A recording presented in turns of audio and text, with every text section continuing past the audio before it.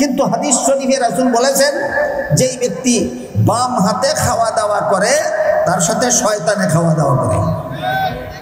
নবী কি মিথ্যা বলেছেন? আপনাদের নবী জীবনে কোনোদিন একটি কথাও মিথ্যা বলেছেন না। যদি এই বিশ্বাস আপনাদের থাকে, এই ঈমান যদি আপনাদের থাকে যে আমার নবী জীবনে কোনোদিন মিথ্যা বলেননি, তাহলে নবী বলেছেন যেই ব্যক্তি বাম হাতে খাওয়া দাওয়া করে তার সাথে শয়তানে খাওয়া দাওয়া করে।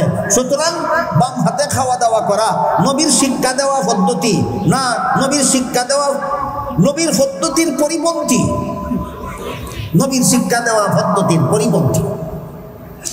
এরপরে দেখুন পেশাব পায়খানা করা সংসারের কাজ, কিন্তু রাসূল করিম সাল্লাল্লাহু আলাইহি ওয়াসাল্লাম হাদিস শরীফে বলেন লা তাস্তাকবিলুল কিবলাতা ওয়া লা তাস্তাদবিরুহা। হে আমার উম্মত মুসলমানেরা, তোমরা কিবলা সামনে নিয়ে অথবা কিবলাকে পিছন দিয়ে পেশাব পায়খানা করবা না, কিবলাকে ডানে রেখে অথবা বায়ে রেখে পেশাব পায়খানা করবা।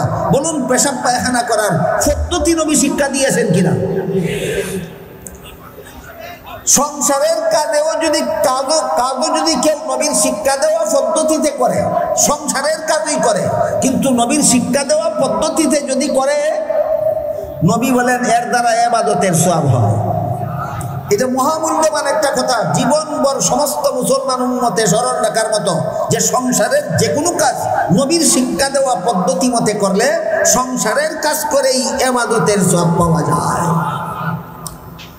সংসারের কাজ কোন পদ্ধতিতে করলে ইবাদতের সওয়াব পাওয়া যায়? নবীর শিক্ষা দেওয়া পদ্ধতিতে করলে। এর একটি উদাহরণ শুনুন। রাত্রে ঘুমানিটা ধর্মের কাজ না সংসারের কাজ? সংসারের কাজ। কিন্তু রাসূল বলেন যেই ব্যক্তি এশার নামাজ জামাতের সাথে পড়ে ঘুমাইল, নবীর শিক্ষা দেওয়া পদ্ধতি মতে ঘুমাইল। এশার নামাজ পড়ার আগে ঘুমানি নবীর শিক্ষা দেওয়া পদ্ধতি নয়। বুঝে থাকতে বলুন, এশার নামাজ পড়ার আগে ঘুমিয়ে যাওয়া নবীর পদ্ধতি না এশার নামাজ পড়ার পরে ঘুমানি নবীর পদ্ধতি? তাই রাসূল বলেন যেই ব্যক্তি এশার নামাজ জামাতের সাথে পড়ে ঘুমাইল, নবীর তরিকা মতে ঘুমাইল, এই কারণে রাসূল বলেন অর্ধেক রাতের ঘুম তার ইবাদতে লেখা হয়ে গেল। আবার ঘুম থেকে জাগার পর ফজরের নামাজ যদি জামাতের সাথে পড়ে, বাকি অর্ধেক রাতের ঘুম তার ইবাদতে লেখা হয়। রাসূল আরো বিশ্লেষণ করে বলেছেন, কাজী যে ব্যক্তি এশার নামাজও জামাতের সাথে পড়ে ঘুমাইল আর ফজরের নামাজও ঘুম থেকে জাগার পর জামাতের সাথে পড়লো, আল্লাহর রাসূল বলেন এশার থেকে ফজর পর্যন্ত সারা রাত যত ঘুম ঘুমাইল, সারা রাতের ঘুম ছিল তার সংসারের কাজ। নবীর তরিকা মতে ঘুমানির কারণে নবী বলেন সারা রাতের ঘুম তার ইবাদতে লেখা হয়ে গেল। তখন আমাদের নবীর আবির্ভাবের প্রায় 3000 বছর আগের ঘটনা। আল্লাহ তখনই তাদের দোয়া কবুল করে নিয়েছিলেন। এই জন্য আল্লাহ পাক রব্বুল আলামিন আমাদের নবীকে কুরাইশ বংশে জন্ম দিয়ে পাঠালেন। কারণ কুরাইশ বংশের লোকেরাই ছিল হযরত ইব্রাহিম আলাইহিস সালাম এবং তার ছেলে ইসমাঈল আলাইহিস সালামের বংশধর। তারা দোয়া করেছিলেন আমাদের বংশধরদের মধ্যে আখিরি জামানার নবী জন্ম দিয়ে পাঠান। তাদের দোয়া আল্লাহ কবুল করেছিলেন বলেই আমাদের নবীকে কুরাইশ বংশে জন্ম দিয়ে পাঠালেন। আরো দোয়া করেছিলেন তারা যে সেই নবী আখিরি জামানার নবী উম্মতকে হেদায়েত করবেন 4 দায়িত্ব পালনের মাধ্যমে। প্রথম দায়িত্ব হলো উম্মতকে কোরআনের তিলাওয়াত শোনাবেন। দ্বিতীয় দায়িত্ব হলো উম্মতকে কোরআন শিক্ষা দিবেন। তৃতীয় দায়িত্ব হলো উম্মতকে হিকমত শিক্ষা দিবেন। এই হিকমতের বিভিন্ন ব্যাখ্যা আছে। হিকমতের এক ব্যাখ্যা হাদিস। তাহলে মর্ম দাঁড়ায় নবী তার উম্মতকে কোরআন শিক্ষা দিবেন, হাদিস শিক্ষা দিবেন। হিকমতের আরেক ব্যাখ্যা আছে সুন্নত। তখন আয়াতের মর্ম দাঁড়ায় নবী তার উম্মতকে কোরআন শিক্ষা দিবেন এবং সুন্নত শিক্ষা দিবেন। 4 নম্বর দায়িত্ব হবে তিনি উম্মতের আত্মাকে পবিত্র করে দেবেন। কোরআনের তিলাওয়াত শোনাবেন, কোরআন শিখাবেন, হিকমত শিখাবেন, আত্মা পবিত্র করে দেবেন। কটা দায়িত্ব হলো? 4। এই 4 দায়িত্ব পালনের মাধ্যমে নবী তার উম্মতকে হেদায়েত করবেন। এই দোয়া আমাদের নবীর জন্মের প্রায় 3000 বছর আগেই হযরত ইব্রাহিম আলাইহিস সালাম আল্লাহর কাছে করেছিলেন এবং তার দোয়া তখনই কবুল হয়ে গিয়েছে। তাই আল্লাহ পাক রব্বুল আলামিন আমাদের নবীকে ইব্রাহিম আলাইহিস সালাম দুনিয়া থেকে বিদায় হওয়ার প্রায় 3000 বছর পরে আমাদের নবীকে কুরাইশ বংশে জন্ম দিয়ে পাঠালেন, যিনি 4 দায়িত্ব পালনের মাধ্যমে উম্মতকে হেদায়েত করলেন। দায়িত্ব 4টা আমরা মনে রাখি, তারপর প্রতিটি দায়িত্বের ব্যাপারে বিস্তারিতভাবে পরে আমরা শোনার চেষ্টা করি। প্রথম দায়িত্ব হলো কোরআনের তিলাওয়াত শোনাবেন। দ্বিতীয় দায়িত্ব কোরআন শিক্ষা দিবেন। তৃতীয় দায়িত্ব হিকমত শিক্ষা দিবেন। হিকমতের এক ব্যাখ্যা হাদিস, হিকমতের আরেক ব্যাখ্যা সুন্নাত। এই হিকমত শিক্ষা দেওয়া ছিল নবীর 3 নম্বর দায়িত্ব, আর উম্মতের আত্মাকে পবিত্র করে দেওয়া ছিল নবীর 4 নম্বর দায়িত্ব। এই কোরআনের তিলাওয়াত সহি শুদ্ধ তিলাওয়াত নবী করেছেন, উম্মতকে সহি শুদ্ধ তিলাওয়াত শিক্ষা দিয়েছেন এবং তিলাওয়াতের কথা পৃথকভাবে আল্লাহ কোরআনে বলার কারণেই কোরআনের তিলাওয়াত এই নবীর উম্মতের জন্য একটা স্বয়ং সম্পূর্ণ ইবাদত সাব্যস্ত হয়েছে। হাদিস শরীফে রাসূল বলেছেন, আফদালুল ইবাদাতি তিলাওয়াতুল কুরআন আও কামা ক্বালা আলাইহিস সালাতু ওয়াস সালাম। কোরআনের তিলাওয়াত একটা শ্রেষ্ঠ ইবাদত। আর এক হাদিসে আল্লাহর রাসূল বলেন, কোরআন তেলাওয়াতের দ্বারা প্রতি হরফে প্রতি অক্ষরে 10টি করে সওয়াব হয়। প্রতি অক্ষরে 10টি করে সওয়াবের ব্যাখ্যা করে রাসূল বলেন, লা আকুলু লাকুম আলিফ লাম মিম হারফুন বাল আলিফুন হারফুন ওয়া লামুন হারফুন ওয়া মিমুন হারফ। কোরআনের তিলাওয়াতে যে প্রতি অক্ষরে 10টি করে নেকি, এর ব্যাখ্যায় রাসূল বলেন, আমি তোমাদেরকে বলি না যে আলিফ লাম মিম একটি অক্ষর, বরং আলিফ একটি অক্ষর, এই আলিফ তিলাওয়াতে 10 সওয়াব, লাম আরেকটি অক্ষর, এর তিলাওয়াতে আরো 10 সওয়াব, মিম আরেকটি অক্ষর, এর তিলাওয়াতে আরো 10 সওয়াব। অন্য হাদিসে উল্লেখ আছে, কোরআন তেলাওয়াতকারী তেলাওয়াত করে যে সওয়াব পায়, কোরআনের তিলাওয়াত যারা মনোযোগে শুনে, শুননেওয়ালাও তিলাওয়াতকারীর সমান সওয়াব পায়। কোরআন যে তিলাওয়াত করে যা তার যে সওয়াব, কোরআন তিলাওয়াত যারা মনোযোগে শুনে তাদেরও তিলাওয়াতকারীর সমান সওয়াব। এজন্যই আল্লাহ পাক রব্বুল আলামিন কোরআনে বলেছেন, ইযা কুরিআল কুরআন ফাসতামিউ লাহু ওয়া আনসিতু লাআল্লাকুম তুরহামুন। হে আমার বান্দারা, যখন কোরআন তিলাওয়াত করা হয় তখন তোমরা মনোযোগে শুনো আর চুপ থাকো, তাহলে তোমাদের প্রতি আল্লাহ রহম করবেন, আল্লাহর রহমত পাবে তোমরা। কোরআন তেলাওয়াতের গুরুত্বপূর্ণ 2টি আদবের কথা এখানে বলা হয়েছে। যখন কোরআন তিলাওয়াত হয় তখন তার প্রতি শুননেওয়ালাদের সর্বপ্রথম আদব হলো মনোযোগে তিলাওয়াত শুনতে হবে।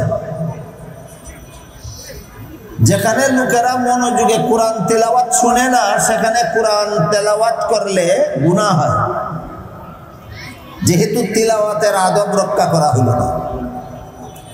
আমার কথা বুঝে থাকলে বলুন, কোরআন তেলাওয়াত করলে মনোযোগে না শুনলে কি হয়? গুনাহ হয়। যেহেতু আল্লাহ কোরআনে বলেছেন যখন কোরআন তেলাওয়াত করা হয় তখন তোমরা মনোযোগে শুনো, তাই কেউ যদি মনোযোগে শুনে না তাহলে আল্লাহর নির্দেশ লঙ্ঘন করে। এই জন্য কোরআনের তেলাওয়াত মনোযোগে না শুনলে গুনাহ হয়। আরেকটা ব্যাপার হলো, যারা কোরআন তেলাওয়াত মনোযোগে শোনার মতো সুযোগ যাদের নেই, যেমন দোকানে বেচা কিনা করতেছে, বাজারে হাট বাজারের কাজ করতেছে, এমত অবস্থায় সে মনোযোগে কোরআন তেলাওয়াত শোনার সুযোগ নাই। তাকে শুনাইয়া কোরআন তেলাওয়াত করলে সে না শোনার গুনাহ তার আমলনামায় লেখা হবে না, যে তিলাওয়াত করলো তার আমলনামায় লেখা হবে। যেই লোকে মনোযোগে কোরআন তেলাওয়াতের সুযোগ নাই, কোরআন তেলাওয়াত শোনার সুযোগ নাই, তাকে তুমি জবরদস্তি শোনালে কেন? এই জন্য তার মনোযোগে না শোনার গুনাহ তেলাওয়াতকারীর আমলনামায় লেখা হবে। এই প্রসঙ্গে আমাদের সমাজের একটা কুসংস্কার, একটা বদরুসুম, উলামায়ে কেরামের ওয়াজ নসিহতের বিনিময়ে, হেদায়েতের বিনিময়ে আমার মনে হয় 99% দূর হয়ে গেছে। একটা কুসংস্কার আমাদের সমাজে চালু ছিল। এই কুসংস্কার আমাদের সমাজ থেকে 99% দূর হয়ে গেছে উলামায়ে কেরামের ওয়াজ নসিহতের কারণে। কি কুসংস্কার?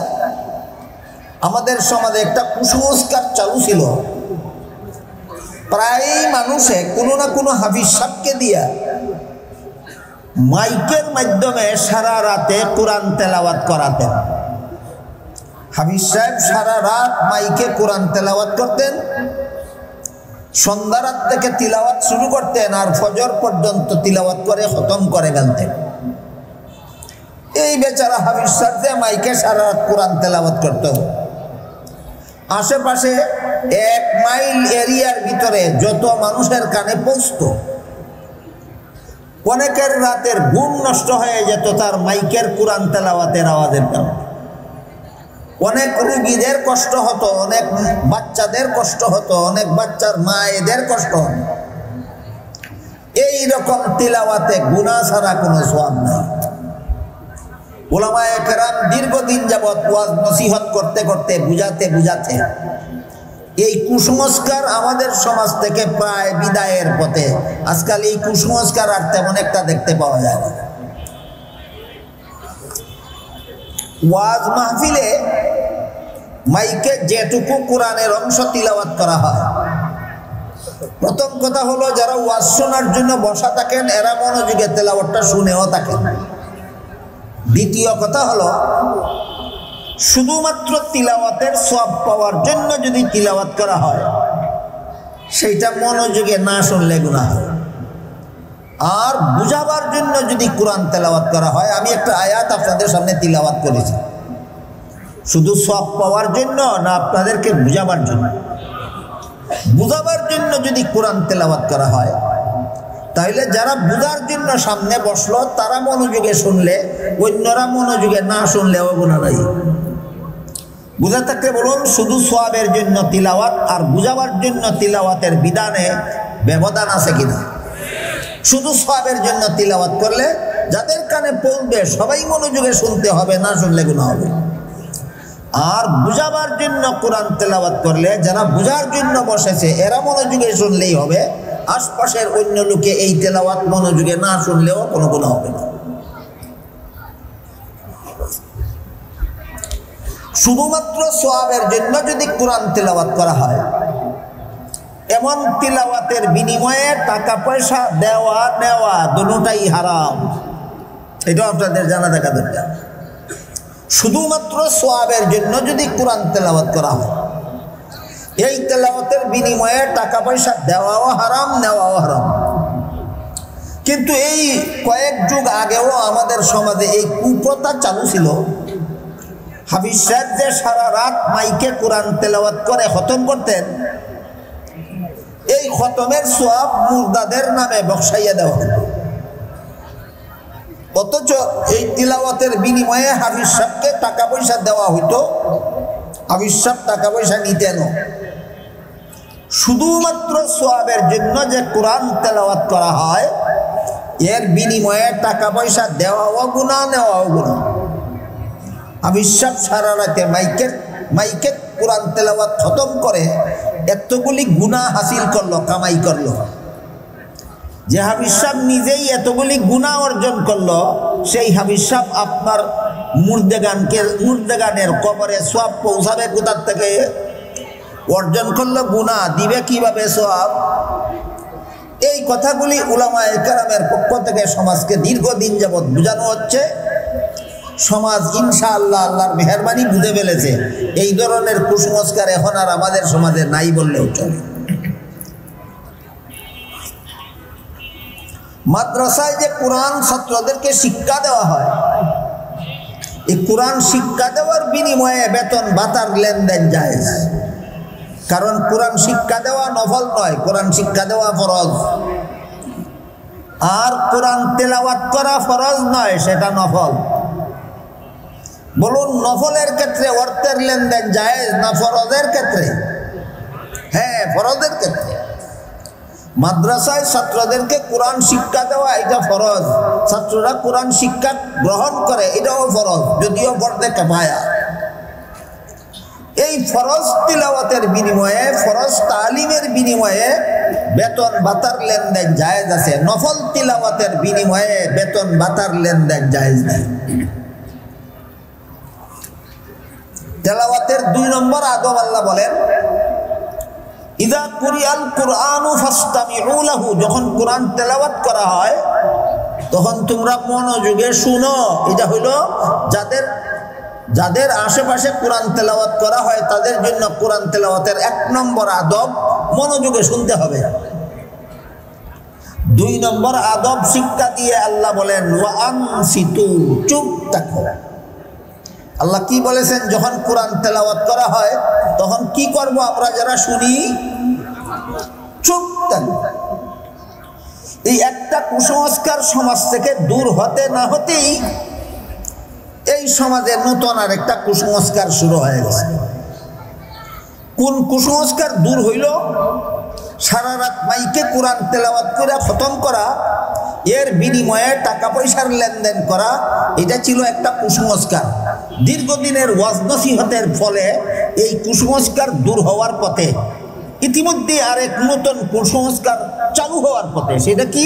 সেটা হলো একজন কারি সাহেব বসে বসে কোরআন তেলাওয়াত করতেছেন, সামনে বসে কিছু শ্রোতারা কোরআন তেলাওয়াত শুনতেছে, আর কারি সাহেবের গলার সুর পছন্দ হওয়ার কারণে শ্রোতারা ফাঁকে ফাঁকে আল্লাহ আল্লাহ আল্লাহ আল্লাহ, সুবহানাল্লাহ সুবহানাল্লাহ সুবহানাল্লাহ, লা ইলাহা ইল্লাল্লাহ লা ইলাহা ইল্লাল্লাহ, আল্লাহু আকবার বলা শুরু করে দেয়।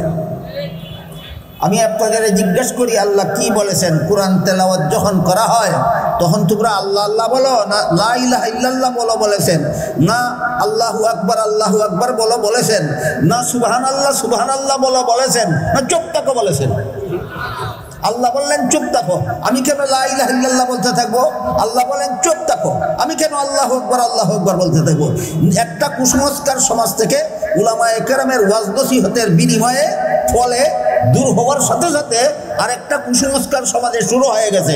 কাজে এই কুসংস্কারের বিরুদ্ধেও যদি উলামায়ে কেরাম মুখ না খুলেন তাহলে এই কুসংস্কারের জন্য যেমনভাবে জনসাধারণ দায়ী থাকবে আল্লাহর কাছে, উলামায়ে কেরামকেও আল্লাহর কাছে জবাব দিতে হবে। বুঝা থাকতে বলুন, কোরআন তেলাওয়াতের 2 নম্বর আদব কি? তেলাওয়াতের ফাঁকে ফাঁকে আল্লাহ আল্লাহ বলা না চুপ থাকা? আমরা কি আর ভুলে যাব কথাটা আরো কোনোদিন? আল্লাহ খুব পরিষ্কার ভাষায় কোরআনে বলেছেন, যখন কোরআন তেলাওয়াত করা হয় তখন তোমরা চুপ থাকো, চুপ থাকো, চুপ থাকো। গেল কোরআন তেলাওয়াত সম্পর্কে সামান্য কথা। নবী কত দায়িত্ব পালনের মাধ্যমে উম্মতকে হেদায়েত করার কথা? 4 দায়িত্ব। এর প্রথম দায়িত্ব কোরআন তেলাওয়াত। এই জন্য কোরআন তেলাওয়াত সম্পর্কে কিছু কথা আপনাদেরকে শুনতে। নবীর 2 নম্বর দায়িত্ব হলো কোরআন শিক্ষা দিবেন। বর্তমান দুনিয়াতে কোরআন শিক্ষা দেওয়ার প্রতিষ্ঠান মাদ্রাসা ছাড়া আর কোথাও নাই। বর্তমান দুনিয়াতে কোরআন শিক্ষা দেওয়ার প্রতিষ্ঠান একমাত্র মাদ্রাসা।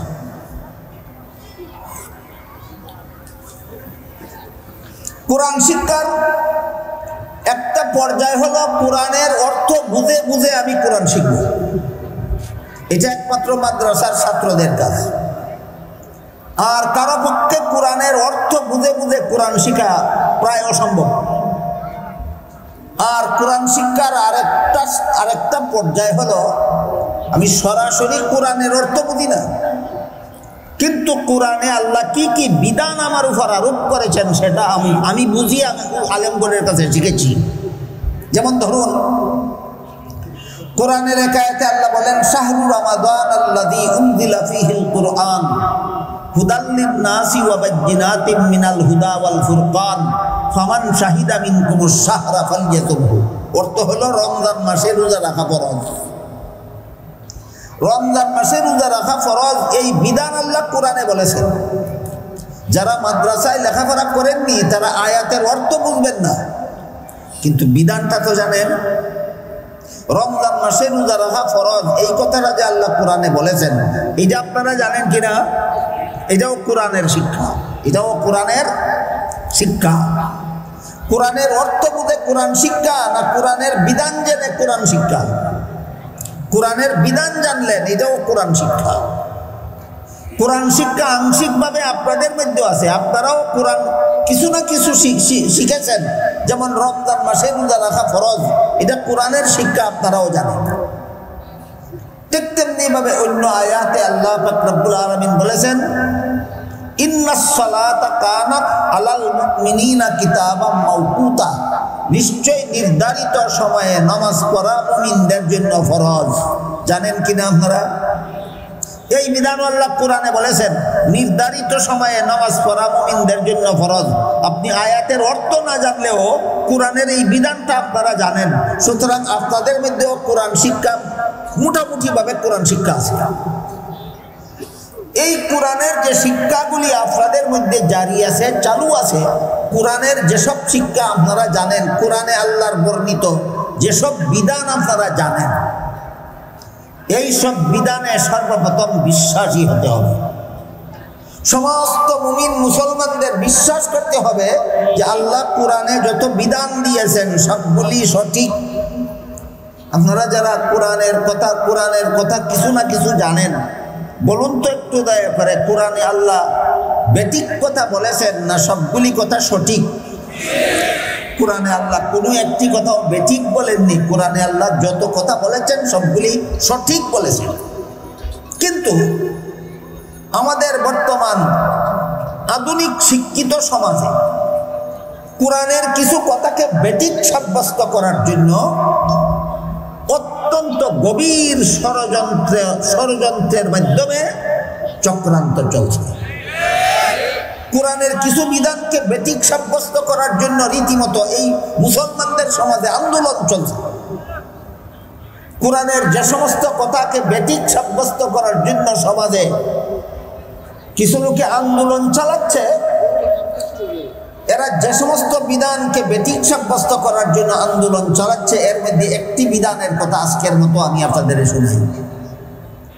পবিত্র কোরআনের সূরা নিসা এর 11 নম্বর আয়াতে আল্লাহ বলেছেন, ওয়ালিয যাকারি মিসলু হাজ্জিল উনসায়াইন। এর অর্থ হলো, পিতামাতা মারা গেলে পিতামাতার সম্পদে ছেলে পাবে 2 অংশ, মেয়ে পাবে 1 অংশ। আজকে নতুন শুনলেন না আরো কখনো শুনেছেন? মা বাবা মারা গেলে মা বাবার সম্পদে ছেলে পায় 2 অংশ, মেয়ে পায় 1 অংশ। এটা আল্লাহর বিধান, কোরআনের সূরা নিসার 11 নম্বর আয়াতে আল্লাহ বলেছেন। আমার কথা বুঝে থাকতে বলুন, মা বাবা মারা গেলে মা বাবার সম্পদে ছেলে পাবে 2 অংশ, মেয়ে পাবে 1 অংশ। যে কোরআনে বর্ণিত আল্লাহর বিধান কিনা? বিধান। আপনারা আরো শুনেছেন কিনা? শুনেছেন। বিধানটাকে আপনারা বেঠিক মনে করেন না সঠিক মনে করেন? সঠিক মনে। কিন্তু আমাদের এই সমাজে কিছু জ্ঞান পাপী মুসলমান আছে, এরা শিক্ষিত কিন্তু শিক্ষাকে যথাযথ স্থানে ব্যবহার করে না, শিক্ষাকে কোরআনের বিরুদ্ধে ব্যবহার করে। এই সমস্ত লোকদেরকে জ্ঞান পাপী বলা হয়। আমাদের বর্তমান সমাজে কিছু জ্ঞান পাপী শিক্ষিত মুসলমান আছে যারা বলে আমরা নারী পুরুষের সমান অধিকার চাই, কাজেই বাবার সম্পদে ছেলে যে পরিমাণ অংশ পাবে মেয়েকে সেই পরিমাণ অংশ দিব। আল্লাহ বলেছিলেন ছেলে পাবে 2 অংশ, মেয়ে পাবে 1 অংশ। জ্ঞান পাপী শিক্ষিতরা বলে ছেলে পাবে যে পরিমাণ, মেয়ে পাবে সেই পরিমাণ। বলে কিনা? কিসের দোহাই দিয়া বলে? সমান অধিকারের দোহাই দিয়া বলে। কিসের দোহাই? সমান অধিকারের দোহাই। এই ব্যাপারে আপনাদের জানা থাকা দরকার, জীবনভর স্মরণ রাখা দরকার যে আল্লাহ পাক রব্বুল আলামিন নারীদেরকে পুরুষের সমান অধিকার দেননি, বরং নারীদেরকে পুরুষের উপর হয়তো অগ্রাধিকার দিয়েছেন আর না হয় একচেটিয়া অধিকার দিয়েছেন। আমার কথা বুঝা থাকলে বলুন, আল্লাহর বিধানে, কোরআনের আইনে নারীদের জন্য পুরুষের সমান অধিকার স্বীকৃত না অগ্রাধিকার স্বীকৃত? পুরুষের সমান অধিকার দিয়েছেন আল্লাহ নারীদেরকে, না পুরুষের চেয়ে একচেটিয়া অধিকার দিয়েছেন? একচেটিয়া অধিকার দিয়েছেন। একটু বোঝার চেষ্টা করি কিভাবে। কোনো বাবার ঘরে যদি একটা ছেলে সন্তান জন্ম হয়, এই ছেলেকে লালন পালন করা বাবার দায়িত্ব হয় কতদিন? ছেলেটা নাবালক থাকবে যতদিন। এই বিধানটা আপনারা জানেন কিনা? কেউ কেউ জানা, কারো জানা থাকলে একটু দয়া করে বলুন, ছেলেকে লালন পালন করার দায়িত্ব বাবার কতদিন? নাবালক থাকবে যতদিন। ছেলে সাবালক হলে ওই ছেলেকে লালন পালন করা বাবার দায়িত্ব নয়। কিন্তু এই বাবার ঘরে যদি কোনো মেয়ে সন্তান জন্মগ্রহণ করে, সাবালক নাবালক প্রশ্ন নাই, যতদিন পর্যন্ত মেয়ের বিয়ে না হবে ততদিন পর্যন্ত মেয়েকে লালন পালন করা বাবার দায়িত্ব। তাহলে জীবনের শুরুতেই বাবার সম্পদে লালিত পালিত হওয়ার অধিকার ছেলে মেয়ের সমান, না ছেলের উপর মেয়ের অগ্রাধিকার? তাহলে কোরআন যেখানে মেয়েদেরকে পুরুষের উপর অগ্রাধিকার দিল, এখানে যারা সমান অধিকার জপে, এরা সমান অধিকার বলতে নিজেরাই কি গুড়ার ডিম বুঝে আর সমাজকেই কি গুড়ার ডিম বোঝাতে চায়? আমার কথা বুঝে থাকলে বলুন, কোরআন আল্লাহর বিধানে, কোরআনের আইনে নারীদের পুরুষের সমান অধিকার না পুরুষের উপর অগ্রাধিকার? অগ্রাধিকার। আরো দু একটা উদাহরণ দেখুন। একটা ছেলে একটা মেয়ে যখন বিবাহ বন্ধনে আবদ্ধ হয়, এই বিবাহ বন্ধনে আবদ্ধ হওয়াটাকে কোরআন হাদিসের ভাষায় আকদ বলা হয়। কি বলা হয়? আকদের বাংলা অর্থই হলো বন্ধন। আকদের বাংলা অর্থ বন্ধন।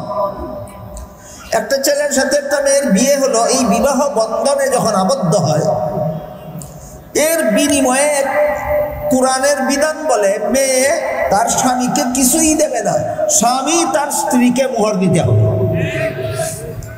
উভয়ে বিবাহ বন্ধনে আবদ্ধ হল, এর বিনিময়ে মেয়ে দিবে স্বামীকে যৌতুক, না স্বামী দিবে স্ত্রীকে মোহর? এটা কি সমান অধিকার না একচেটিয়া অধিকার? আজকে যদি আপনারা মেনে নেন যে আমরা ঠিকই আমরা নারী পুরুষের সমান অধিকার চাই, তাহলে আগামীকাল থেকে যে সমস্ত ছেলেরা বিয়ে করবে, এরা বিবাহের অনুষ্ঠানেই তাদের বউকে বলবে, আমি যেহেতু তোমাকে 5 লাখ টাকা মোহর দিয়েছি, তুমিও আমাকে 5 লাখ টাকা যৌতুক দিতে হবে, যেহেতু উভয়ের সমান অধিকার। বুঝে থাকতে বলুন, সমান অধিকার প্রতিষ্ঠা হলে নারীরা অধিকার পাবে না, বঞ্চিত হবে। সুতরাং সমান অধিকার স্লোগানদারীরা শুধু কোরআনের দুশ্মন নয়, নারীর অধিকারেরও দুশ্মন। সুতরাং নবীর যে 2 নম্বর দায়িত্ব ছিল কোরআন শিক্ষা দিবেন, কোরআন শিক্ষার বিরুদ্ধে এইরকম শয়তানি আন্দোলন সমাজে চলেছে। এই শয়তানি আন্দোলনের বিরুদ্ধে কোরআনে যারা যাদের ঈমান আছে তাদের রুখে দাঁড়াতে হবে। আপনারা কি চান কোরআন শিক্ষা বাস্তবায়ন হোক, না কোরআন শিক্ষা বানচাল হোক? তাহলে নারী পুরুষের সমান অধিকার কোরআন শিক্ষা, না পুরুষের উপর নারীর অগ্রাধিকার হলো কোরআনের শিক্ষা? পুরুষের উপর নারীর অগ্রাধিকার হইল কোরআনের শিক্ষা। বাকি রইল সূরা নিসার 11 নম্বর আয়াতের ব্যাপার। সেখানে আল্লাহ বলেছেন ছেলে ভাবে 2 অংশ, মেয়ে ভাবে 1 অংশ। ছেলে যদি 2 অংশ পাইল আর মেয়ে যদি 1 অংশ পাইল, তাহলে অগ্রাধিকার রইল কোথায়? এই প্রশ্নটা বুঝলেন কিনা দেখুন। মৃত পিতামাতার সম্পদে ছেলে যদি 2 অংশ পায়, মেয়ে যদি 1 অংশ পায়, তাহলে মেয়ের অগ্রাধিকার রইল না। তাহলে কিভাবে অগ্রাধিকার হইল, এই কথাটা একটু গভীর মনোযোগে আপনাদের বোঝার জন্য অনুরোধ করছি। ইসলামের বিধানে ছেলের জীবনে খরচের খাত আছে 3টা।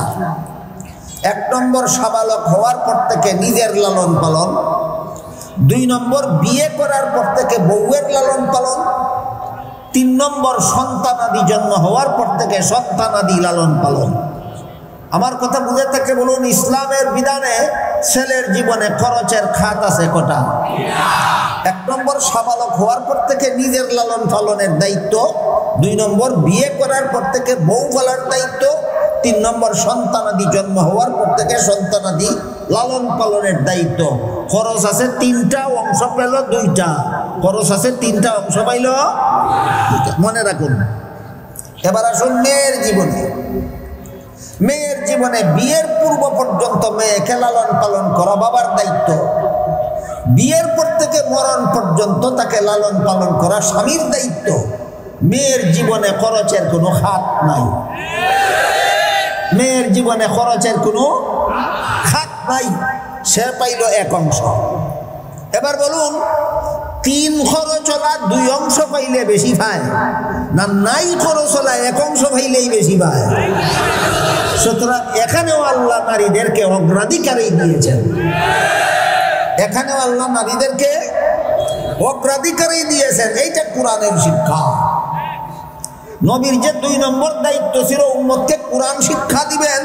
আমি আগেই বলেছি কোরআন শিক্ষা 2 পর্যায়ের হয়। একটা কোরআনের অর্থ বুঝে কোরআন শিক্ষা, আর একটা কোরআনের বিধান বুঝে কোরআন শিক্ষা। কোরআনের অর্থ বুঝে কোরআন শিখে মাদ্রাসার ছাত্ররা, আর কোরআনের বিধান বুঝে কোরআন শিখেন আপনারা সম্মেলনের শ্রোতারা। এতক্ষণে আমার কথায় কোরআনের একটা শিক্ষা আপনারা পেলেন কিনা?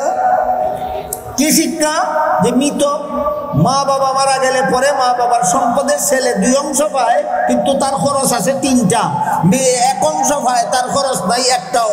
সুতরাং 3 খরচ হলা 2 অংশ পেয়ে কমই পাইল, আর নাই খরচ হলা 1 অংশ পেয়ে বেশি পাইল। এটা কোরআনের শিক্ষা। বলুন তো, কোরআনের এই শিক্ষার ব্যাপারে আপনাদের জাগ্রত থাকা দরকার কিনা? তা নইলে সমান অধিকারের স্লোগান যারা দেয়, এরা তো এই কোরআনের এই আয়াতের বিরুদ্ধেই যায় স্লোগান দিতে।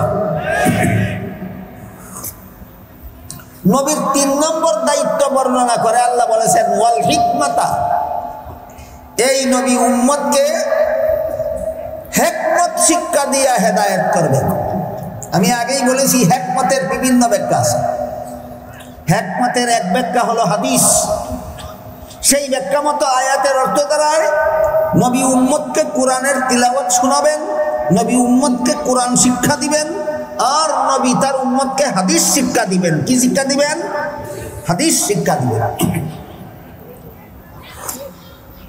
এই হাদিস সম্পর্কে অনেক কথা বলার আছে, অনেক কথা বোঝার আছে, কিন্তু সব কথা একদিনে বলা যায় না। আর আমিও এত কথা একদিনে আপনাদেরকে বলার মতো স্বাস্থ্যগত অবস্থা রাখি না। অতি সংক্ষেপে শুধু এতটুকু আপনাদের বলতে চাই, মুফাসসিরিনে কেরাম তাফসীরের কিতাবে লিখেছেন, বর্তমান দুনিয়ার মুসলমান উম্মতের হাতে রাসূলের রেখে যাওয়া হাদিসের সংখ্যা প্রায় 10 লক্ষ। বর্তমান দুনিয়াতে মুসলমান উম্মতের হাতে রাসূলের রেখে যাওয়া হাদিস আছে কি পরিমাণ? 10 লক্ষ। এই হাদিসগুলি 30 পারা কোরআনের ব্যাখ্যা। এবার বলুন, রাসূলের রেখে যাওয়া হাদিসগুলি কিসের ব্যাখ্যা? 30 পারা কোরআনের ব্যাখ্যা। মুফাসসিরিনে কেরাম তাফসীরের কিতাবে লিখেছেন, বিসমিল্লাহির রহমানির রহিমের ব্যাখ্যা হলো সূরাতুল ফাতিহা। সূরাতুল ফাতিহার ব্যাখ্যা হলো 30 পারা কোরআন। 30 পারা কোরআনের ব্যাখ্যা হলো রাসূলের লক্ষ লক্ষ হাদিস। রাসূলের লক্ষ লক্ষ হাদিসের ব্যাখ্যা হলো চার ইমামের চার মাযহাব। চার মাযহাব মানলে হাদিস মানা সম্ভব, হাদিস মানলে কুরআন মানা সম্ভব, কুরআন মানলে সূরা ফাতিহা মানা সম্ভব, সূরা ফাতিহা মানলে বিসমিল্লাহ মানা সম্ভব। বিসমিল্লাহ মানতে হলে সূরা ফাতিহা মানতে হবে, সূরা ফাতিহা মানতে হলে 30 পারা কুরআন মানতে হবে, 30 পারা কুরআন মানলে 10 লক্ষ হাদিস মানতে হবে, 10 লক্ষ হাদিস মানতে হলে চার ইমামের চার মাযহাব মানতে হবে। কেউ যদি মাযহাব মানে না তার পক্ষে হাদিস মানার কোনো পথ নাই, যে হাদিস মানে না তার পক্ষে কুরআন মানার কোনো পথ নাই, যে কুরআন মানে না তার পক্ষে সূরা ফাতিহা মানার কোনো উপায় নাই, যে সূরা ফাতিহা মানে না তার বিসমিল্লাহ মানার উপায় নাই। এই বিষয়টা সবিস্তারে আমার লেখা কোরআন হাদিস থাকতে মাযহাব কেন বইয়ে আপনারা পেতে পারেন। আমার গাড়ির ড্রাইভারের কাছে বই আছে, তবে এই বই আমার খরচে চাপি না, অন্যদের খরচে চাপে। বিক্রি হইলে মুনাফা হইলে 1 পয়সাও আমি পাই না, যারা চাপে তারা পায়। আমার কথা বুঝে থাকলে বলুন, আমার বই বিক্রির মুনাফা আমি পাই না, যারা চাপে তারা পায়। সুতরাং বই বেচার সাথে আমার কোনো ব্যবসার সম্পর্ক নাই, 1 পয়সা ব্যবসা নাই আমার এই বই বিক্রির মধ্যে। শুধু আপনাদেরকে সংবাদ দিলাম, এই বিষয়ে সবিস্তারে জানতে হলে বুঝতে হলে আমার বইয়ে লেখা আছে, সংগ্রহ করলে সব জানতে পারবেন, বুঝতে পারবেন। আপাতত শুধু আমি এতটুকু বলতে চাই যে 30 পারা কুরআন, রাসূলের 10 লক্ষ হাদিস 30 পারা কুরআন বহির মতো কিছুই নয়, বরং মুফাসসিরিনে কেরাম লিখেছেন রাসূলের রেখে যাওয়া সবগুলি হাদিস 30 পারা কুরআনের ব্যাখ্যা মাত্র। আমার এই কথাটা বুঝে থাকলে এবার বলুন, রাসূলের হাদিসগুলি কুরআন বহির মতো কোনো বিষয় না, কুরআনের এই ব্যাখ্যা। 30 পারা লক্ষ লক্ষ হাদিস 30 পারা কুরআনের এই ব্যাখ্যা।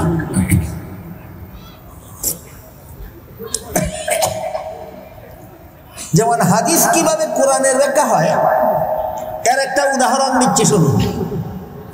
আল্লাহ পাক রব্বুল আলামিন পবিত্র কোরআনের এক আয়াতে বলেন, ফাকুলু ওয়াশরাবু হাত্তা ইয়াতাবায়্যানা লাকুমুল খাইতুল আবয়াদু মিনাল খাইতিল আসওয়াদ।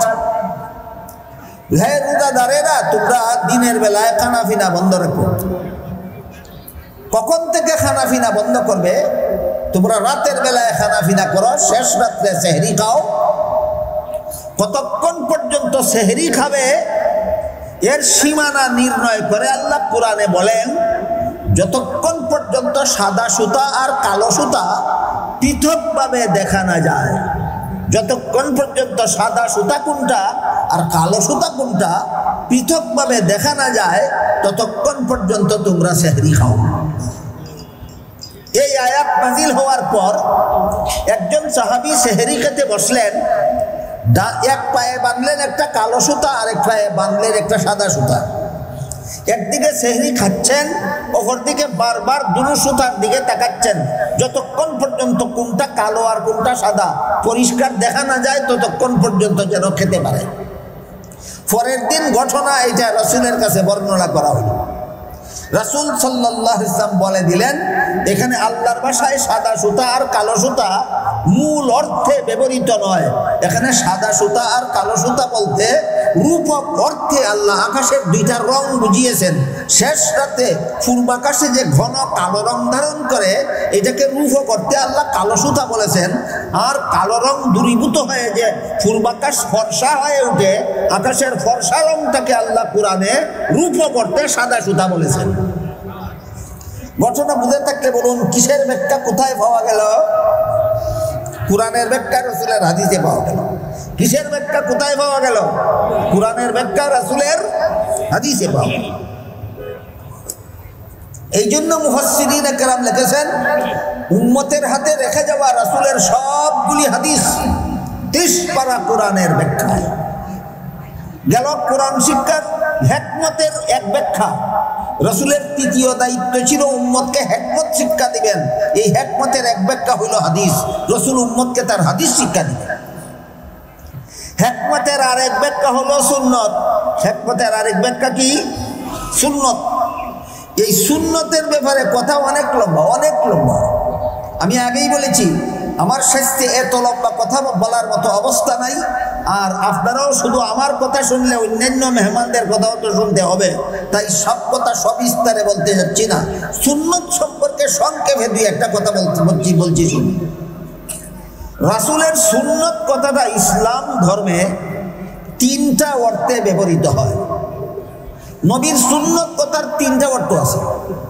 এক নম্বর, নবীর সুন্নত অর্থ নবীর হাদিস। দুই নম্বর, নবীর সুন্নত অর্থ নবীর ওই আমল যে আমলের গুরুত্ব ফরজ ওয়াজিবের চেয়ে কম এবং নফল মুস্তাহাবের চেয়ে বেশি। নবীর এই আমলকেও সুন্নত বলা হয়। নবীর সুন্নত কথার তিন নম্বর অর্থ হলো নবীর শিক্ষা দেওয়া পদ্ধতি, যাকে কোরআন হাদিসের ভাষায় নবীর তরিকা বলা হয়। নবীর সুন্নত কথার তিন অর্থ, নবীর হাদিস, নবীর আমল, নবীর তরিকা। তিনটা অর্থ মনে রাখুন এবং তিনটা অর্থ ধারাবাহিকভাবে একটু বোঝার চেষ্টা করুন। আমার কথা বুঝে থাকলে বলুন, নবীর সুন্নত কথার অর্থ আছে কটা? তিনটা। এক নম্বর, নবীর সুন্নত অর্থ নবীর হাদিস। দুই নম্বর, নবীর সুন্নত অর্থ নবীর আমল। তিন নম্বর, নবীর সুন্নত অর্থ নবীর তরিকা। নবীর হাদিস, নবীর আমল, নবীর তরিকা। তিনটা উদাহরণ। এক হাদিসে রাসূল বলেন, তারাকতু ফীকুম আমরাইনি লান তাদিল্লু মা তামাসসাকতুম বিহিমা কিতাবাল্লাহি ওয়া সুন্নাত রাসূলি আও কামা ক্বালা আলাইহিস সালাতু ওয়াস সালাম। রাসূল বলেন, হে আমার উম্মত মুসলমানেরা, আমি দুনিয়া থেকে বিদায়কালে তোমাদের হাতে দুটি জিনিস রেখে যাচ্ছি।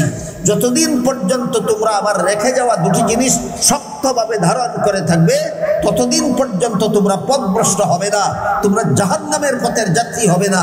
আমার রেখে যাওয়া দুটি জিনিসের প্রথমটি হলো আল্লাহর কিতাব কোরআন, দ্বিতীয়টি হলো রাসূলের সুন্নাত হাদিস। এই হাদিসে রাসূল নিজেই নবীর সুন্নাতকে নবীর হাদিস অর্থে ব্যবহার করেছেন। এই হাদিসে নবী নিজেই নবীর সুন্নাত শব্দটাকে নবীর হাদিস অর্থে ব্যবহার করেছেন। আরেক হাদিসে রাসূল করিম সাল্লাল্লাহু আলাইহি ওয়াসাল্লাম বলেন, ইন্নাল্লাহা ফারাদা সিয়ামা রমাদান আলাইকুম ওয়া সানানতু লাকুম কিয়ামাহু ফামান সামাহু ওয়া কামাহু ঈমানান ওয়া ইহতিসাবান খারাজা মিন যুনুবিহি কায়াউমিন ওয়ালাদাতহু উম্মুহু। এই হাদিসের অর্থ হলো, রাসূল বলেন, রমজান মাসের দিনের বেলায় রোজা রাখা আল্লাহ তোমাদের জন্য ফরজ করেছেন, আর রাতের বেলায় তারাবিহের নামাজ পড়া আমি রাসূল তোমাদের জন্য সুন্নত করেছি। রমজানের কাজেই দুইটা, দিনের রোজা আর রাতের তারাবি। বলুন, রমজানের আলাদা কাজ কটা? দুইটা, দিনের রোজা, রাতের তারাবি। কোরআন তেলাওয়াত 12 মাসেই করা যায়, তাহাজ্জুদের নামাজ 12 মাসেই করা যায়, যে কোনো বন্দেগী 12 মাসেই করা যায়, কিন্তু দুই কাজ রমজানে আলাদা করতে হয়, একটা দিনের বেলার রোজা আর একটা রাতের বেলার তারাবি। এবার বুঝে থাকতে বলুন, রমজানের আলাদা আমল কটা? একটা দিনের রোজা আর একটা রাতের তারাবি। রাসূল বলেন, দিনের রোজা আল্লাহ তোমাদের জন্য ফরজ করেছেন, আর রাতের তারাবি আমি রাসূল তোমাদের জন্য সুন্নত করেছি। এখানে নবীর সুন্নত কথাটাকে নবী নিজেই নবীর আমল অর্থে ব্যবহার করেছেন। এই হাদিসে নবীর সুন্নত অর্থ নবীর আমল। আরেক হাদিসে রাসূল করিম সাল্লাল্লাহু আলাইহি ওয়াসাল্লাম বলেন, মান তামাসসাকা বিসুন্নতি ইনদা ফাসাদি উম্মতি ফালাহু আজরু মিয়াতি শাহীদ। যে যুগে আমার উম্মত আমার সুন্নত থেকে দূরে সরে যাবে, এখানে আমার সুন্নত বলতে এক নম্বর অর্থও নয়, দুই নম্বর অর্থও নয়, এখানে আমার সুন্নত কথাটা রাসূল 3 নম্বর অর্থে ব্যবহার করেছেন। তাই কথাগুলি বোঝার জন্য মেহরবানি করে দয়া করে সিরিয়াল নম্বর সহ সুন্নত কথার 3টি অর্থ মনে রাখুন। সুন্নত কথার, নবীর সুন্নত কথার 1 নম্বর অর্থ নবীর হাদিস, নবীর সুন্নত কথার 2 নম্বর অর্থ নবীর আমল, নবীর সুন্নত কথার 3 নম্বর অর্থ নবীর তরিকা। মেহরবানি করে সিরিয়াল নম্বর সহ মনে রাখুন পরবর্তী কথাগুলি বোঝার জন্য। একটু দয়া করে বলুন তো, নবীর সুন্নত কথার 1 নম্বর অর্থ কি? হাদিস। নবীর সুন্নত কথার 2 নম্বর অর্থ কি? নবীর আমল। নবীর সুন্নত কথার 3 নম্বর অর্থ নবীর তরিকা। যে হাদিসে রাসূল বলেছেন, যে যুগে আমার উম্মত আমার সুন্নত থেকে দূরে সরে যাবে, এখানে আমার সুন্নত বলতে 3 নম্বর অর্থ বুঝিয়েছেন। অর্থাৎ যে যুগে আমার উম্মত আমার তরিকা বাদ দিয়ে মন গড়া তরিকায় জীবনযাপন শুরু করবে, সেই যুগে যারাই আমার সুন্নতে অটল থাকবে, অর্থাৎ আমার তরিকায় আমার শিক্ষা দেওয়া পদ্ধতিতে অটল থাকবে, আল্লাহর রাসূল বলেন তারা 100 শহীদের সওয়াব পাবে। প্রথম হাদিসে নবীর সুন্নত অর্থ নবীর হাদিস অর্থে ব্যবহৃত, দ্বিতীয় হাদিসে নবীর সুন্নত অর্থ নবীর আমল এই অর্থে ব্যবহৃত, তৃতীয় হাদিসে নবীর সুন্নত নবীর তরিকা অর্থে ব্যবহৃত। প্রথম দুই অর্থে নবীর সুন্নতের আলোচনায় আমি আজকে যাব না। নবীর সুন্নত অর্থ যে নবীর হাদিস, এই ব্যাপারে বিস্তারিত আলোচনায় যাচ্ছি না। নবীর সুন্নত এর 2 নম্বর অর্থ যে নবীর আমল, এর বিস্তারিত আলোচনায় যাচ্ছি না। নবীর সুন্নত কথার একটা অর্থ, 3 নম্বর অর্থ হইল নবীর তরিকা, এই ব্যাপারে সামান্য কিছু কথা বলতে যাচ্ছি। আগেই বলেছি তরিকা অর্থাৎ তরিকা অর্থ পদ্ধতি। মানুষের জীবনের যত কাজ আছে সকল কাজের পদ্ধতি নবী শিক্ষা দিয়েছেন। এই নবীর শিক্ষা দেওয়া পদ্ধতিকেই 3 নম্বর অর্থে নবীর সুন্নত বলা হয় এবং এই সুন্নতকেই নবীর তরিকা বলা হয়। মানুষের জীবনে যত কাজ আছে এইগুলি প্রথমত 2 প্রকার, হয়তো সংসারের কাজ আর না হয় ধর্মের কাজ। আমার কথা বুঝে থাকলে একটু দয়া করে বলুন, মানব জীবনের যাবতীয় কাজ প্রথমত কত প্রকার? সংসারের কাজ আর ধর্মের কাজ। ওযু করা ধর্মের কাজ, নামাজ পড়া ধর্মের কাজ, রোজা রাখা ধর্মের কাজ, হজ করা ধর্মের কাজ। এইগুলোরও পদ্ধতি নবী শিক্ষা দিয়েছেন। খাওয়া দাওয়া করা সংসারের কাজ, নিদ্রা যাওয়া সংসারের কাজ, পেশাব পায়খানা করা সংসারের কাজ। এইগুলিরও পদ্ধতি নবী শিক্ষা দিয়েছেন। আমার কথা বুঝে থাকলে বলুন, নবী শুধু ধর্মের কাজের পদ্ধতি শিক্ষা দিয়েছেন না সংসারের কাজেরও?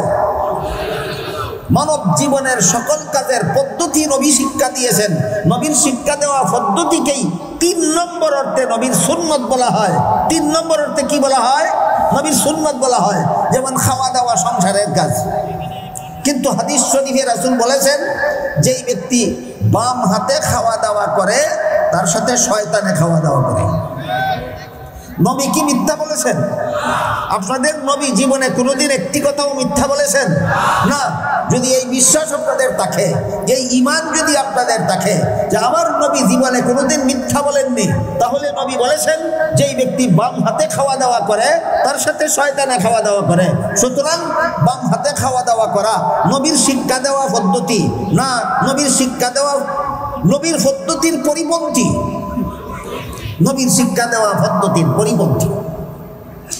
এরপরে দেখুন পেশাব পায়খানা করা সংসারের কাজ, কিন্তু রাসূল করিম সাল্লাল্লাহু আলাইহি ওয়াসাল্লাম হাদিস শরীফে বলেন লা তাস্তাকবিলুল কিবলাতা ওয়া লা তাস্তাদবিরুহা। হে আমার উম্মত মুসলমানেরা, তোমরা কিবলা সামনে নিয়ে অথবা কিবলাকে পিছন দিয়ে পেশাব পায়খানা করবা না। কিবলাকে ডানে রেখে অথবা বাঁয়ে রেখে পেশাব পায়খানা করবা। বলুন পেশাব পায়খানা করার পদ্ধতি নবী শিক্ষা দিয়েছেন কিনা? সংসারের কাজেও যদি কাজও যদি কেউ নবীর শিক্ষা দেওয়া পদ্ধতিতে করে, সংসারের কাজই করে, কিন্তু নবীর শিক্ষা দেওয়া পদ্ধতিতে যদি করে, নবী বলেন এর দ্বারা ইবাদতের সওয়াব হয়।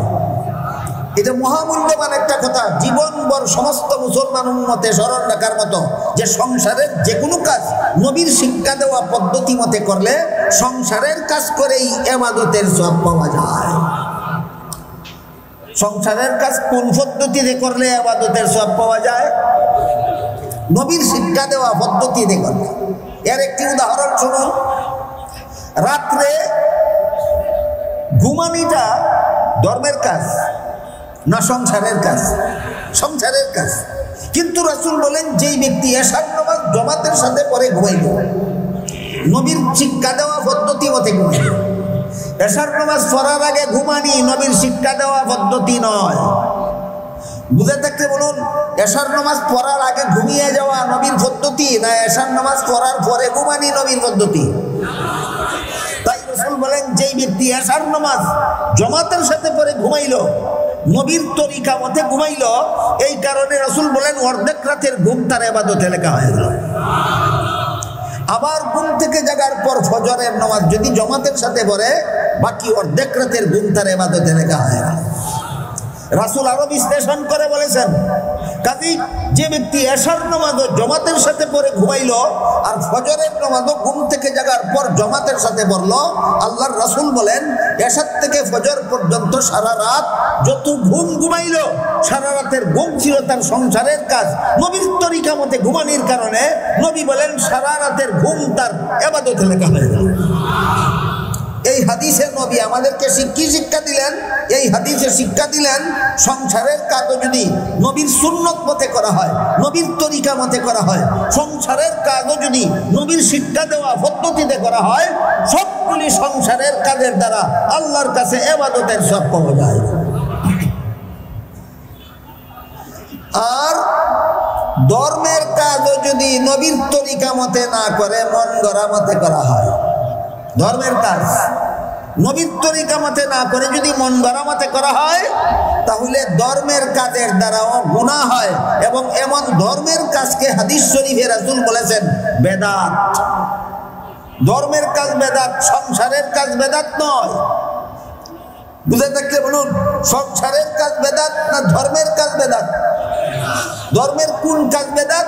যেই কাজ নবীর পদ্ধতি বাদ দিয়ে মন গড়া পদ্ধতিতে ধর্মের যে কাজ করা হয়, ধর্মের নামে এমন কাজ করাকে রাসূল বেদাত বলেছেন। আল্লাহ রাসূল হাদিস শরীফে বলেন, ইয়াকুম ওয়া মুহদাসাতিল উমুর ফা ইন্না কুল্লা মুহদাসাতিন বিদআতুন ওয়া কুল্লা বিদআতিন দালালা ওয়া কুল্লা দালালাতিন ফিন্নার, আও কামা ক্বালা আলাইহিস সালাতু ওয়াস সালাম। রাসূল বলেন, সাবধান আমার উম্মত মুসলমানেরা, ধর্মের কাজ মন গড়া পদ্ধতিতে করবে না, ধর্মের কাজ নবীর তরিকা মতে করো। ধর্মের কাজ নবীর তরিকা মতে করলে এটাকে নবীর সুন্নত বলা হয়। কত নম্বর অর্থে? 3 নম্বর অর্থে। এক দুইজনে জবাব দিয়েছেন, সকলের মনে রাখা দরকার। ধর্মের কাজ নবীর শিক্ষা দেওয়া পদ্ধতিতে করলে এটাকে নবীর সুন্নত বলা হয়। কত নম্বর অর্থে? 3 নম্বর অর্থে। এই ধর্মের কাজ ওই নবীর শিক্ষা দেওয়া পদ্ধতি বাদ দিয়ে মন গড়া পদ্ধতিতে করলে এইটাকে এই নবী হাদিস শরীফে বেদাত বলেছেন। আর নবী বলেছেন যারা বেদাত করে এরা জান্নাতের পথ হারিয়ে ফেলে, যারা জান্নাতের পথ হারিয়ে ফেলে এদের জাহান্নামে যেতেই হবে। ধর্মের কাজ নবীর তরিকা বাদ দিয়ে মন গড়া তরিকা মতে করলে যে বেদাত হয়, এর দুই একটা উদাহরণ দিচ্ছি, শুনুন যেন বিষয়টা আপনারা পরিষ্কারভাবে বুঝতে পারেন। 5 বেলার নামাজের জমাতের সুবিধার জন্য আযান দেওয়া, ইকামত দেওয়া নবীর সুন্নত।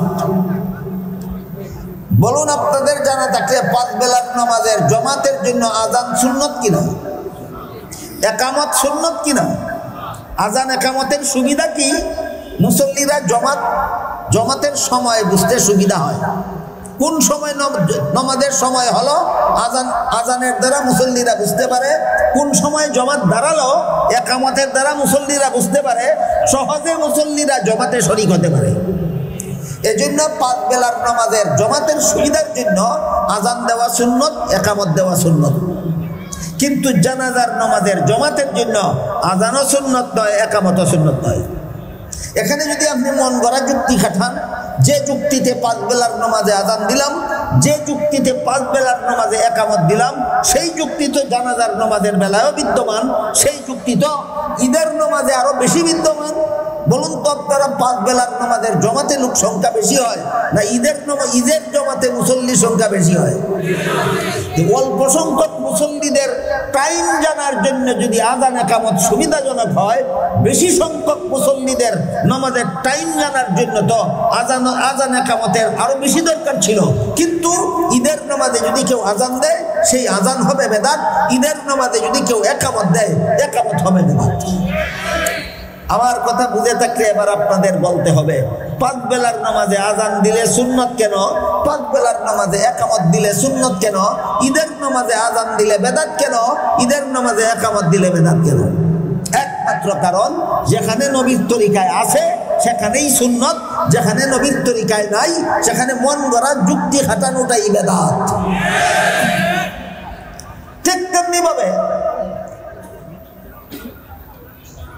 প্রত্যেক নামাজের শেষে সালাম ফিরাবার আগে আপনাদের যাদের জানা আছে বলবেন দুরূদ শরীফ পড়া সুন্নত কিনা? প্রত্যেক নামাজের শেষে সালাম ফিরাবার আগে দুরূদ শরীফ পড়া সুন্নত।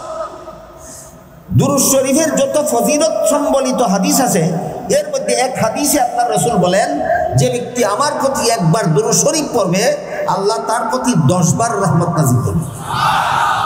রাসূল বলেন, যে ব্যক্তি আমার প্রতি একবার দুরূদ শরীফ পড়বে, আল্লাহ তার 10টা গুনাহ মাফ করে দেবেন। যে ব্যক্তি আমার প্রতি একবার দুরূদ শরীফ পড়বে, রাসূল বলেন আল্লাহ তার 10টা মর্যাদা বাড়িয়ে দেবেন। দুরূদ শরীফের এই ফজিলত শুনে যদি কেউ মনে মনে বলে এত বড় ফজিলত দুরূদ শরীফের, 10 বার রহমত নাজিল হয়, 10টা গুনাহ মাফ হয়, 10টা মর্যাদা বেড়ে যায় একবার মাত্র দুরূদ শরীফ পড়লে, তাহলে এই দুরূদ শরীফ শুধুমাত্র নামাজের শেষে পড়ব কেন? নামাজের শুরুতে একবার পড়ে নিলে দোষ কি?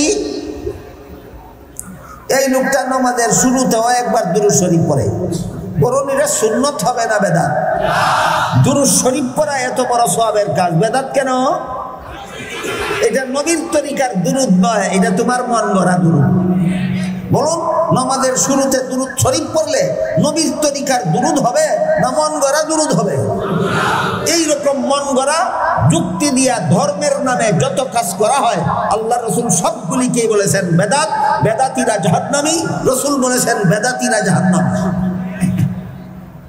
ঠিক তেমনি ভাবে, যেমন ভাবে নামাজের শেষে দুরূদ পড়া সুন্নত, শুরুতে দুরূদ পড়া নবীর তরিকায় নাই বলেই নামাজের শুরুতে দুরূদ পড়লে হবে বেদাত, ঠিক তেমনি ভাবে আযান শেষ করার পর দুরূদ শরীফ পড়া নবীর তরিকায় আছে, পড়লে হবে সুন্নত। আযান শুরু করার আগে দুরূদ শরীফ পড়া নবীর তরিকায় নাই, পড়লে হবে বেদাত।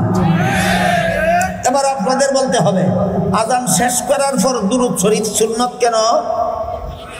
নবীর তরিকায় আছে। আযান শুরু করার আগে দুরূদ শরীফ বেদাত কেন? এবার বলুন, ধর্মের কাজ মন গড়া যুক্তিতে করব না নবীর তরিকা মতে করব? এই নবীর তরিকাটাই নবীর সুন্নত কথার 3 নম্বর অর্থ। নবীর তরিকাটাই নবীর সুন্নত কথার 3 নম্বর অর্থ। 3 নম্বর অর্থে যেই কাজগুলি নবীর সুন্নত, এর বিপরীত করার নামই বেদাত, এর বিপরীত করার নামই বেদাত। এই হলো হিকমত শব্দের 2 নম্বর ব্যাখ্যা। নবীর 1 নম্বর দায়িত্ব কোরআনের তিলাওয়াত শোনাবেন, নবীর 2 নম্বর দায়িত্ব কোরআন শিক্ষা দিবেন, নবীর 3 নম্বর দায়িত্ব হিকমত শিক্ষা দিবেন। হিকমতের 2 ব্যাখ্যা, এক ব্যাখ্যা হলো হাদিস আর এক ব্যাখ্যা হলো সুন্নত। হিকমতের এক ব্যাখ্যা যে হাদিস, এই ব্যাপারে সামান্য কিছু কথা আপনাদের বলেছি। আর হিকমতের 2 নম্বর ব্যাখ্যা যে নবীর সুন্নত, এই ব্যাপারে 3 ভাগের 1 ভাগ কথা বলেছি। কারণ নবীর সুন্নত কথার 1 নম্বর হাদিস, এই ব্যাপারে বিস্তারিত আলোচনায় আমি যাইনি। নবীর সুন্নত কথার 2 নম্বর অর্থ নবীর আমল, এই ব্যাপারে বিস্তারিত আলোচনায় আমি যাইনি। নবীর সুন্নত কথার 3 নম্বর অর্থ নবীর তরিকা, এই ব্যাপারে সামান্য আলোচনা আপনাদের সামনে তুলে ধরা। এ পর্যন্ত আল্লাহর বর্ণিত 4 দায়িত্বের মধ্যে নবীর 3 দায়িত্বের আলোচনা হলো। একটা হলো কোরআনের তিলাওয়াত, একটা হলো কোরআনের শিক্ষা, আর একটা হলো হিকমত শিক্ষা। যারা মনোযোগ দিয়ে শুনেছেন, বুঝেছেন, বুঝে থাকতে বলুন আজকের মতো হিকমত কথার কটা অর্থ বলেছি? 2টা অর্থ। হিকমত শব্দের 1 অর্থ নবীর হাদিস, হিকমত শব্দের আরেক অর্থ নবীর সুন্নত। এবার আল্লাহ বলেন নবীর 4 নম্বর দায়িত্ব, যে সব দায়িত্ব পালনের মাধ্যমে নবী তার উম্মতকে হেদায়েত করবেন, এই 4 নম্বর দায়িত্ব হলো উম্মতের আত্মা পবিত্র করে দেওয়া। 4 নম্বর দায়িত্ব আল্লাহ কি বলেছেন? উম্মতের আত্মা পবিত্র করে দেওয়া। আত্মার অপবিত্রতা কি না বুঝলে পবিত্রতা বোঝার উপায় নেই। আপনার গায়ে যদি, আপনার গায়ের জামায় যদি গোবর লাগে, গোবর চিনেন? আপনার গায়ের জামায় যদি গোবর লাগে, আপনার যদি জানা থাকে গোবর নাপাক, তাহলে গোবর লাগলেই বুঝবেন আমার জামা হয়ে গেছে নাপাক। তখন বুঝতে হবে এই নাপাক জামা কিভাবে পবিত্র করতে হয়। গোবরই চিনেন না, গোবর নাপাক কিনা জানেন না, এই গোবর কাপড়ে লাগলে পাক করার কল্পনাও করতে পারবেন না। সুতরাং আল্লাহ নবীকে 4 নম্বর দায়িত্ব দিলেন, উম্মতের আত্মা পবিত্র করে দিবেন। উম্মতের আত্মা নাপাক কিভাবে হয়, ওইটা না বোঝা পর্যন্ত আত্মা পবিত্রকরণ বুঝে আসবে না। আর এটা যতক্ষণ পর্যন্ত বুঝবে না, অপরকে বুঝাতে পারবে না, ততক্ষণ পর্যন্ত যদি কেউ পীর হওয়ার দাবি করে, এই সমস্ত পীরেরাই ভণ্ড পীর। আত্মা পবিত্রকরণ বুঝেই না, নিজের আত্মাও পবিত্র করলো না, মুরিদানের আত্মা পবিত্রকরণের সিস্টেম জানেই না। এমন লোকে যদি পীর হওয়ার দাবি করে, এমন লোককে যদি কেউ পীর সাজায়, এটা খাঁটি পীর না বন্ড পীর? বন্ড পীর। এখান থেকে ক্লিয়ার হয়ে যায়, পরিষ্কার হয়ে যায় খাঁটি পীর আর বন্ড পীরের পরিচয়। যেই পীর নিজের আত্মা পবিত্র করে নিয়েছেন, মুরিদানের আত্মা পবিত্র করে দিচ্ছেন, ইনি খাঁটি পীর। যেই পীরের নিজের আত্মাই অপবিত্র, মুরিদানের আত্মা পবিত্র করার সিস্টেমই জানে না, এই পীর ভণ্ড পীর। নবীর 4 নম্বর দায়িত্ব কি ছিল? বন্ড পীরা কি করা না, উম্মতের আত্মা পবিত্র করে দেওয়া। উম্মতের আত্মা পবিত্রকরণ বুঝতে হলে অপবিত্র কিভাবে হয় সেটা আগে বুঝতে হয়। বুঝে থাকতে বলুন, অপবিত্র না বুঝলে পবিত্র বুঝে আসবে? উম্মতের আত্মা অপবিত্র কিভাবে হয় আমি সামান্য একটু আভাস দিচ্ছি, বিস্তারিত আলোচনার সামর্থ্য আমার শরীরে স্বাস্থ্যগতভাবে নাই, আর সেই দীর্ঘ সময়ও আমার হাতে নাই। এক হাদিসে উল্লেখ আছে, হযরত জিবরিল ফেরেশতা রাসূল করিম সাল্লাল্লাহু আলাইহি ওয়াসাল্লামকে জিজ্ঞাসা করেছিলেন, মাল ইহসান, এর মর্ম হলো আল্লাহর নির্ভেজাল গোলামি কাকে বলে। কথাটা পরিষ্কার করার আগে আমি আপনাদের কাছে জিজ্ঞেস করি, আপনারা কি আল্লাহর গোলাম? যদি গোলাম হয়ে থাকেন তাহলে বলুন, আপনারা আল্লাহর ভেজাল গোলাম হতে চান না নির্ভেজাল? এই কথাটাই জিবরিল রাসূলকে জিজ্ঞাসা করেছিলেন, আল্লাহর নির্ভেজাল গোলাম কিভাবে হয় না? জবাবে রাসূল করিম সাল্লাল্লাহু আলাইহি ওয়াসাল্লাম আল্লাহর নির্ভেজাল গোলাম হওয়ার 2টা মূল কথা বলে দিয়েছেন। আল্লাহর নির্ভেজাল গোলাম হওয়ার মূল কথা 2টা। একটা হলো আনতা আবুদাল্লাহ কান্নাকা তারাহু, আর একটা হলো ফাইল্লাম তাকুন তারাহু ফাইন্নাহু ইয়ারাক। মর্ম হলো আল্লাহর নির্ভেজাল গোলাম হওয়ার মূল কথা 2টা। একটা হলো আল্লাহ সদা সর্বদা তোমার সামনে আছেন, আর একটা হলো তুমি সদা সর্বদা আল্লাহর সামনে আছো। আপনারা কি বিশ্বাস করেন আল্লাহ কি সর্বদা আমাদের সামনে আছেন? আল্লাহ কোরআনে বলেন, আইনামা তুওয়াল্লু ফাসাম্মা ওয়াজহুল্লাহ, তোমরা যেদিকেই চেহারা ফিরাবে সেদিকেই আল্লাহ আছেন। কি বললেন আল্লাহ? আমি যেদিকেই চেহারা ফিরাবো সেদিকেই আল্লাহ আছেন। সুতরাং আল্লাহ সদা সর্বদা আমার সামনে আছেন। এটা হলো নির্ভেজাল গোলামির একটা মূল কথা। আরেকটা মূল কথা হলো আমি সদা সর্বদা আল্লাহর সামনে আছি, প্রতিটি মুহূর্তে আল্লাহ আমাকে দেখছেন আমি কি করতেছি। বিশ্বাস হয়? প্রত্যেকটা মুহূর্তেই আমি কি করতেছি আল্লাহ দেখেন, এই কথা কি আপনাদের বিশ্বাস হয়?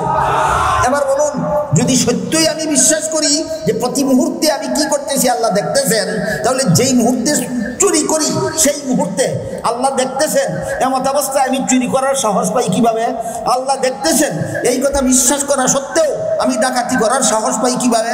আল্লাহ দেখতেছেন এই কথা বিশ্বাস করা সত্ত্বেও আমি সুদ খাওয়ার সাহস পাই কিভাবে? আমি ঘুষ খাওয়ার সাহস পাই কিভাবে? আমি মদ খাওয়ার সাহস পাই কিভাবে? আমি গাঁজা খাওয়ার সাহস পাই কিভাবে? আমি দুর্নীতি করার সাহস পাই কিভাবে? আমি জালিয়াতি করার সাহস পাই কিভাবে? যেহেতু আমার বিশ্বাস আল্লাহ দেখতেছেন।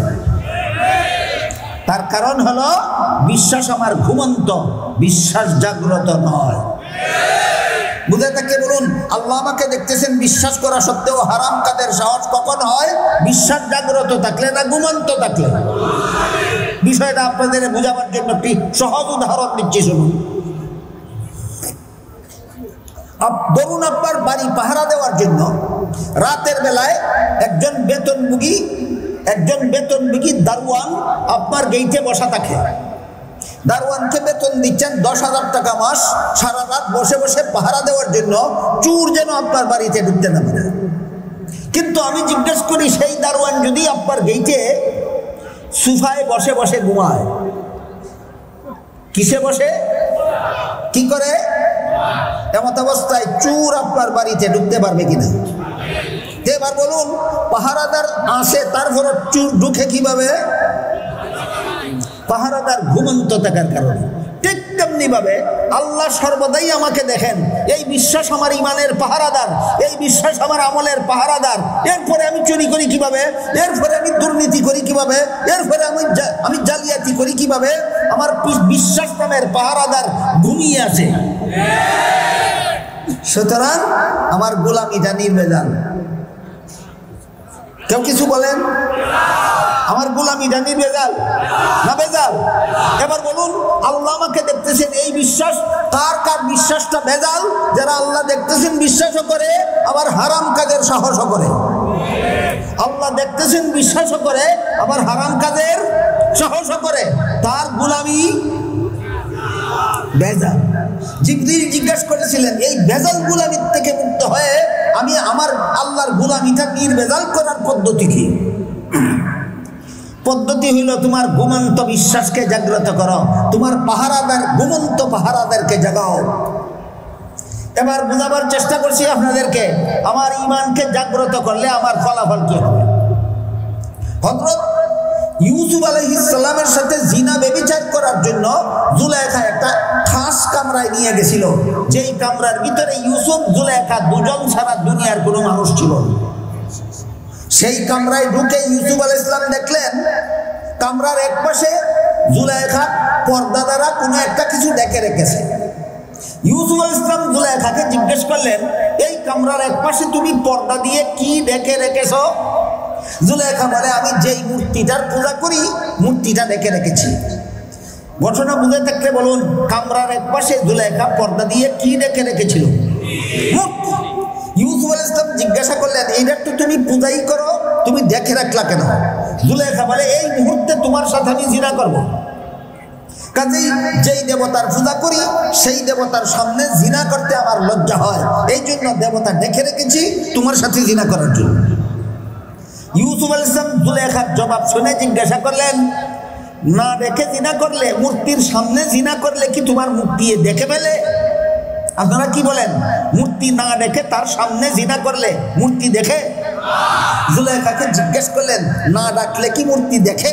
জুলেখা বলে, না, এটারে ডাকলেও দেখে না, না ডাকলেও দেখে না। আসল কথা বলতেছে কিনা জুলেখা? ডাকলেও দেখে না, না ডাকলেও দেখে না। যখন জুলেখা এই কথা বলল, তখন ইউসুফ আলাইহিস সালাম বললেন, যে এই মূর্তি ডাকলেও দেখে না, না ডাকলেও দেখে না, এই মূর্তির সামনে আমার সাথে জিনা করতে তুমি ডাকলা কেন? এটাকে তো ডাকলেও দেখে না, না ডাকলেও দেখে না, ডাকলা কেন? জুলেখা জবাবে বলে, যদিও আমার মূর্তি না ডাকলে দেখে না, কিন্তু যে কারিগর মূর্তিটা বানাইছে, এই কারিগর মূর্তির চোখের মধ্যে দেখার ভঙ্গি দিয়ে বানাইছে। আসলে দেখে না, কিন্তু তার চোখের মধ্যে দেখার ভঙ্গি আছে। চোখের মধ্যে কি আছে? ভঙ্গি আছে। এই ভঙ্গিটার কারণেই তার সামনে তোমার সাথে জিনা করতে আমার লজ্জা হয়। এই কথা বলার সাথে সাথে হযরত ইউসুফ আলাইহিস সালাম জিজ্ঞাসা করে বললেন, এই জুলেখা, তোর মূর্তির চোখের মধ্যে শুধু দেখার ভঙ্গি আছে, আসলে দেখে না।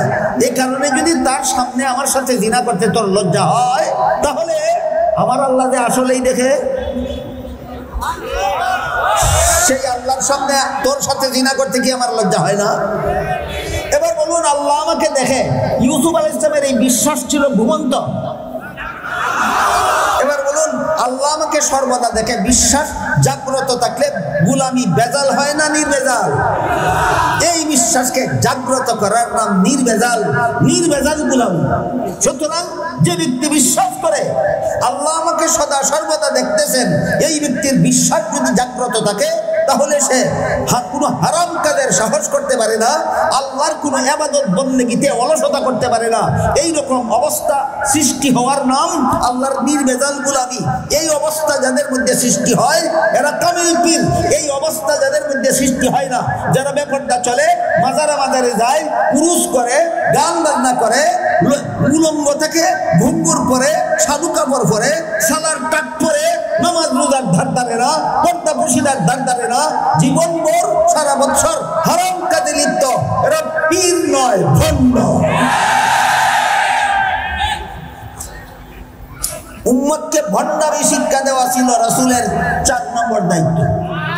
না আত্মা পবিত্রকরণ শিক্ষা দেওয়া। এই আত্মা পবিত্রকরণ যারা জানে তারা কামিল পীর। আত্মা পবিত্রকরণ যারা জানে না, এদেরকে যদি পীর বলা হয়, এইগুলি কামিল পীর নয়, এগুলি ভণ্ড পীর। আল্লাহ আপনাদের আমাদের সবাইকে রাসূলের এই 4 দায়িত্ব পালন করে গেছেন, আমরা ধরে রাখতে হবে। ধরে রাখতে হবে কিনা? বরং কোরআনের সহিহ তিলাওয়াত ছেড়ে দিতে হবে না, ধরে রাখতে হবে? কোরআনের শিক্ষা ছেড়ে দিতে হবে না ধরে রাখতে হবে? হিকমত শিক্ষা, হাদিস শিক্ষা এবং সুন্নতের শিক্ষা ছেড়ে দিতে হবে না ধরে রাখতে হবে? আল্লাহর নির্ভেজাল গোলামীর প্রশিক্ষণ ছেড়ে দিতে হবে না ধরে রাখতে হবে? এবার বলুন, এই নবীর এই 4 দায়িত্ব ধরে রাখার ট্রেনিং হয় কোন প্রতিষ্ঠানে? একমাত্র মাদ্রাসায়। কোরআনের সহিহ তিলাওয়াত শিক্ষা দেওয়া হয় একমাত্র মাদ্রাসায়। কোরআনের অর্থ শিক্ষা দেওয়া হয় একমাত্র মাদ্রাসায়। কোরআনের মর্ম শিক্ষা দেওয়া হয় একমাত্র মাদ্রাসায়। হাদিস শিক্ষা দেওয়া হয় একমাত্র মাদ্রাসায়। সুন্নত শিক্ষা দেওয়া হয় একমাত্র মাদ্রাসায়। নির্ভেজাল গোলামি শিক্ষা দেওয়া হয় একমাত্র মাদ্রাসায়। যতদিন মাদ্রাসা থাকবে ততদিন পর্যন্ত নবীর দিন জিন্দা থাকবে। যখন মাদ্রাসা থাকবে না, নবীর দিন জিন্দা থাকবে না।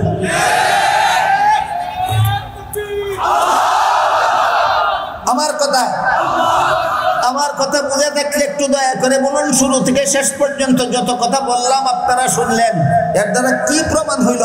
মাদ্রাসা বেদরকারি না দরকারি? যদি মাদ্রাসা দরকারি মনে করে দেখেন, যে প্রতিষ্ঠিত মাদ্রাসার উদ্যোগে সম্মেলন হয়েছে, এই মাদ্রাসার যথেষ্ট পরিমাণ কোটি কোটি টাকা ব্যয় আছে, আপনারা এই মাদ্রাসার ব্যয়ভার বহনে যার যার সাধ্য মতো অংশগ্রহণ করে যাবেন তো? যারা আপনাদের কাছে মাদ্রাসার পক্ষ থেকে যখন বলা হবে, প্রত্যেকে যার যার সাধ্য মতো মাদ্রাসা টিকে থাকার জন্য, আমাদের দিন রক্ষার জন্য মাদ্রাসার যার যার সাধ্য মতো করে যাবেন, সাহায্য সহযোগিতা করে যাবেন।